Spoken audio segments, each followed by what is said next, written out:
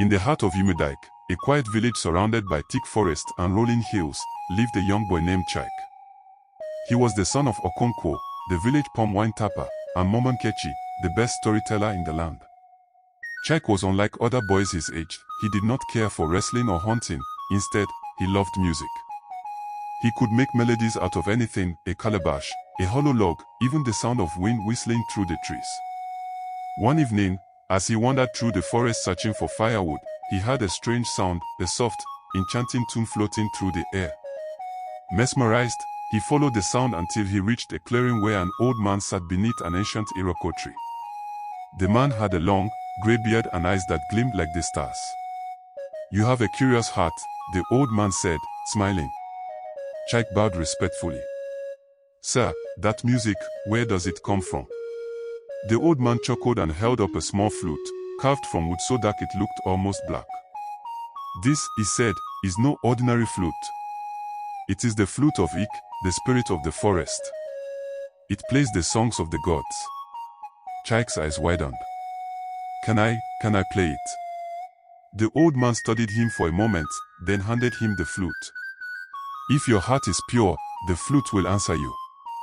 Chike hesitated, then placed the flute to his lips and blew gently. A soft note filled the air, then another, and suddenly, the flute came alive. The music was like the rustling of leaves in the wind, the flow of a calm river, the whisper of spirits in the night. It was unlike anything Chike had ever heard. When he stopped playing, the old man nodded approvingly. "The flute has chosen you. Use it wisely." Then, just as mysteriously as he had appeared, the old man vanished into thin air. Chike ran home, clutching the flute. That night, he played for his parents, and as soon as the first note drifted through the heart, something magical happened. The fire in the heart burned brighter, the air smelled of fresh rain, and his mother's tired face lit up with joy. The next day, Chike went to the village square and played his flute. The women stopped pounding fufu, the men abandoned their games of Ayo, and even the chief emerged from his obi to listen. As Chike played, the villagers found their troubles melting away, the sick felt stronger, the sad found laughter, and even the animals gathered to listen. Word spread about the boy with the magic flute, and soon, people from neighboring villages came to hear him play. But not everyone was pleased. One man, Okeke, the greedy village merchant, saw an opportunity. "Chike," he said one day, "come and play for me. I will give you a bag of cowries." Chike shook his head. "The music is a gift.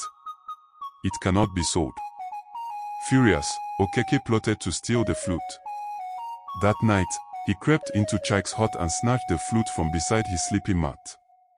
Laughing to himself, he hurried home and tried to play it, but instead of beautiful music, the flute let out a terrible screeching noise that shook the walls. The air filled with the cries of unseen spirits, and the ground trembled beneath him. Panicked, Okeke ran through the village, trying to get rid of the flute, but it stuck to his hands like glue. The villagers woke up and watched in horror as he stumbled into the forest, screaming for mercy. The next day, he was found at the edge of the river, shivering and begging for forgiveness. Chike took back his flute, and peace returned to Umudike. From that day on, he played only when the village needed joy, and never for greed.